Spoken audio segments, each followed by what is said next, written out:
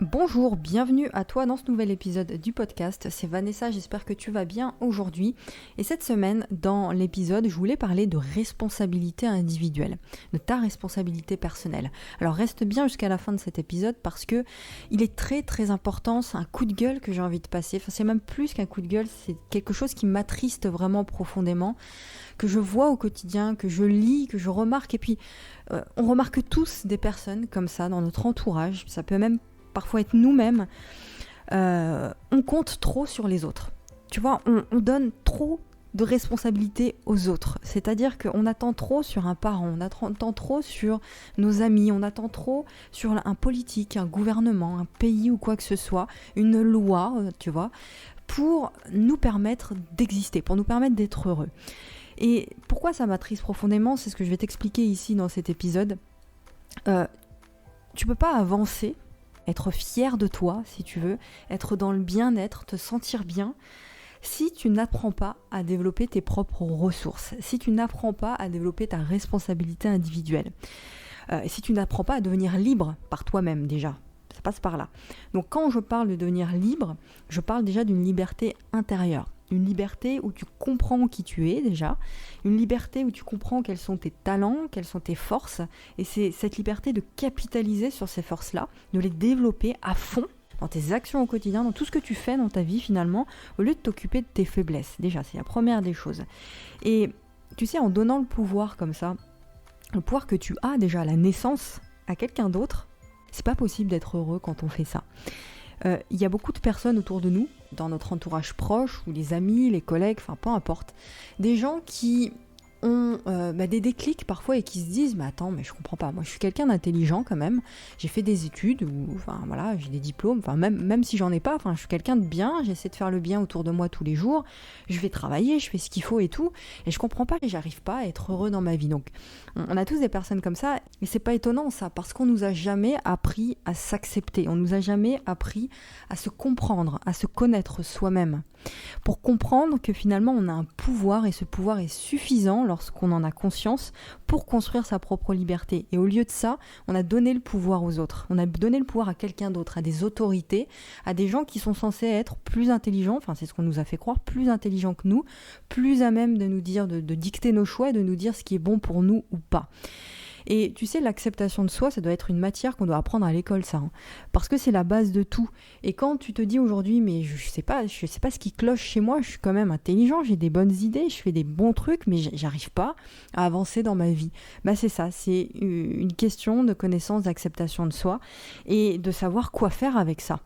Donc la liberté intérieure, c'est aussi quand tu acceptes encore une fois tes différences, quand tu acceptes tes particularités, et lorsque tu comprends avec conscience, là on parle de conscience, que tu n'as pas besoin de suivre des normes, de ressembler aux autres pour être une bonne personne, pour être quelqu'un. D'accord ? T'as pas besoin de suivre des normes ou de faire comme les autres. La liberté intérieure, c'est aussi lorsque tu comprends tes zones d'ombre, tes blocages, tes peurs, tes craintes, et que tu travailles dessus. C'est ça aussi la liberté intérieure. Et c'est ça aussi la liberté individuelle. C'est de notre responsabilité de le faire. Et quand tu as cette liberté d'être et de penser, t'es beaucoup plus armé pour créer des choses qui ont de la valeur. Et donc de devenir libre dans tous les aspects de ta vie. Tu es beaucoup plus armé pour créer de l'abondance. Tu fais en sorte de faire que le monde, notre monde là dans lequel on vit, soit un meilleur endroit pour vivre. Voilà, donc ça c'est ta responsabilité individuelle, et ce truc-là, personne ne peut te le donner. Il n'y a aucun chef d'État qui va te faire comprendre ça, aucun président, aucun gouvernement qui va te faire comprendre ça, ils n'ont aucun intérêt à te dire ça, à te donner cette liberté-là. Pourtant, c'est la base. Donc c'est fou, parce que y a encore des gens qui comprennent pas ça aujourd'hui. Il suffit de faire quelques recherches. Alors, j'ai pas envie d'être mauvaise langue et de dire qu'il suffit d'eux, mais parce que c'est un peu plus complexe que ça. Mais je ne sais pas, aujourd'hui avec Internet, il suffit de faire quelques recherches, de trouver quelques vidéos. Il y a des gars ou des nanas qui sont hyper conscients et qui partagent des contenus pour t'aider à prendre cette liberté-là. Et qui t'explique aussi comment fonctionne le monde pour que tu comprennes que tu ne dois pas attendre sur les autres pour créer ta vie. Il y a La Boétie aussi, qui a écrit un livre. Alors c'est Étienne de La Boétie, je crois, qui a écrit un livre sur... son livre, c'est La servitude volontaire. Un truc comme ça, je crois. Et j'ai trouvé ce bouquin excellent parce qu'il explique alors c'est un mec du 16e ou 17e siècle, hein, donc ça date pas d'hier. Et déjà, il explique dans ce livre que les gens servent les élites de façon volontaire, tu vois, et qu'ils sont presque prêts à se battre justement pour défendre leurs oppresseurs. Et quand tu regardes bien en fait ce qui se passe à l'heure actuelle, c'est un peu la même chose. Les gens sont prêts à se battre pour un système, pour garder leurs acquis, pour garder le système tel qu'il est en fait. Parce qu'il y a un tel conditionnement des masses, notamment à cause des médias, que c'est extrêmement compliqué de réveiller la masse. Et effectivement, il y a toujours des éveilleurs, des gens conscients qui font passer leur message. Et c'est d'ailleurs à ces gens-là que je m'adresse aussi. Et on est des personnes comme ça. Si tu me suis, c'est que tu as un message et que tu as envie d'éveiller les consciences des gens. Et sur Internet, il y a de plus en plus de personnes comme ça. Il faut les trouver. Il faut avoir envie de les trouver. Il faut prendre la décision de changer sa vie et de les trouver, ces gens-là. Qu'on ne peut pas se plaindre d'un système qui ne fonctionne pas et continuer à alimenter ce système-là. Enfin, c'est pas cohérent, quoi. Et ça fonctionne pas comme ça. Va chercher ta propre liberté en créant des choses, en prenant tes forces, en réfléchissant sur quelles sont tes forces, en les prenant et en faisant d'elles un atout pour le monde. Donc c'est pas simple, mais c'est pas plus compliqué de faire ça, de travailler sur soi pendant quelques années à côté de ce que tu fais. L'idée, c'est pas de tout lâcher ton boulot et te lancer dans un truc. L'idée, c'est de travailler quotidiennement sur soi pendant quelques années. C'est pas plus compliqué de faire ça que de rester enchaîné à un système pendant plus de 40 ans. Un système qui t'oppresse à faire des choses que t'aimes pas finalement. Donc, bien sûr, j'en conviens, je vais mettre un peu d'eau dans mon vin là-dedans. C'est pas facile à faire. Alors, c'est plus facile à dire qu'à faire. Je suis d'accord. Mais en fait, c'est pas la vraie question à se poser. Parce que ça, tout le monde se dit, c'est plus facile à dire qu'à faire. Mais c'est pas la question. La vraie question, c'est de se dire, mais est-ce que ma vie me convient vraiment aujourd'hui, oui ou non ? Est-ce que j'ai vraiment envie que ma vie change, oui ou non ? Et là, c'est la première vraie question. Ensuite, il y a une autre vraie question, c'est de se dire, mais avec ce que j'ai aujourd'hui, les armes que j'ai, avec le point où j'en suis aujourd'hui, et la personne que je suis aujourd'hui, quelle est la première action que je peux faire pour que ça change ?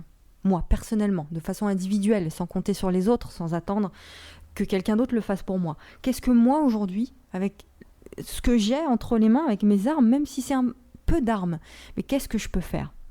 Comment je peux le faire ? Quelle est la première action, là, aujourd'hui, maintenant, que je peux faire ?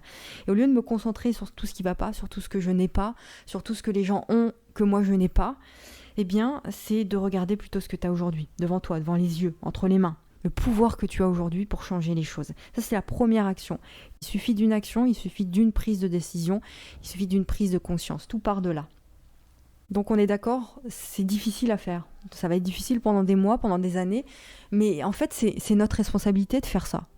Parce que me plaindre de ce qui va pas dans le monde, c'est pas la solution non plus. Moi je suis passée par là, hein. Je suis plein de choses, de trucs qui tournaient pas rond dans ce monde, les injustices, etc. Mais on peut relever des failles, on peut relever des injustices, on peut se plaindre à un certain moment de choses qui ne tournent pas rond, mais il faut le faire aussi. Il y a un côté de responsabilité personnelle à prendre et il faut prendre les devants. Se plaindre, c'est pas suffisant. Il faut élever sa conscience, il faut aller chercher sa propre liberté soi-même. On a tous accès à suffisamment d'informations aujourd'hui, même avec Internet et tout, pour pouvoir le faire. Donc certains prendront plus de temps que d'autres, on est d'accord, mais on s'en fiche de ça. L'idée, c'est pas ça. L'idée, c'est de le faire. L'idée, c'est de prendre cette décision, de changer ses habitudes, d'accepter, de faire de nouvelles choses et dans ses journées. Et l'idée, c'est de le faire, quoi, de faire ces choses-là. Et c'est pareil, je discute tous les jours avec des personnes qui ont un mode de pensée atypique. Ça peut être des entrepreneurs, notamment des entrepreneurs, des futurs entrepreneurs, des porteurs de projets, et qui ont du mal à développer leur activité, notamment sur Internet. Et donc ça peut être des introvertis, des hypersensibles, etc. Et si tu veux, la plupart de ces personnes-là, et ça a été mon cas à un moment donné, se concentrent sur tout ce qui ne va pas, se concentrent sur le côté négatif de leur particularité. Quand tu es quelqu'un d'introverti, par exemple, tu peux culpabiliser, la plupart des introvertis culpabilisent du fait d'être introverti, d'être discret, de ne pas avoir envie de s'afficher comme ça. Mais au lieu de culpabiliser, au lieu de regarder le côté négatif de qui tu es, en fait, Il suffit juste de changer un petit peu de focus, de s'éduquer différemment par rapport à ça, d'apprendre à penser différemment et de se dire ma particularité, elle a forcément des côtés positifs. Et ces côtés positifs, notamment pour un introverti, pour un hypersensible, c'est d'avoir par exemple une vision du monde qui est différente, une vision du monde qui est inspirante, une capacité à comprendre les autres, une capacité à se mettre à la place des autres, une capacité à analyser notre environnement pour apporter des solutions concrètes et des vraies solutions à des problèmes. Et quand tu te concentres plutôt sur ça, et ce qui est le cas de mon audience, des hypersensibles, des introvertis, ce sont des gens qui sont bons pour ça. Et c'est les qualités principales d'un entrepreneur, que doit avoir un entrepreneur. Donc, à partir du moment où tu te dis « Ok, peut-être que je suis hypersensible, peut-être que j'ai des difficultés à gérer mes émotions », mais j'ai aussi des côtés positifs. Et putain, c'est sur ces côtés positifs qu'il faut se concentrer. Parce que c'est ça qui te fait avancer. Ça sert à rien de se plaindre que c'est difficile. Tous les jours, on le sait déjà ça. On le sait. Mais à côté de ça, il y a des côtés positifs. Et c'est ça qu'il faut que tu développes, tu vois. Dernière chose, je vais parler un peu d'égoïsme. Parce que je pense qu'il faut être égoïste quand on prend une telle décision. Tu prends une décision au début pour toi. Pour changer ton existence à toi. Pour te sentir mieux toi. Toi, tes proches, etc. Au début, c'est ça. Et en fait, en faisant ça, toi, tu rayonnes. Tu es une meilleure personne, donc tu rayonnes dans le monde. Et ta propre lumière, quand tu fais ça, permet aussi aux autres de briller à leur tour. Donc la solidarité, il en faut de cette solidarité, elle passe déjà par une responsabilité individuelle. La solidarité passe déjà par la responsabilité individuelle.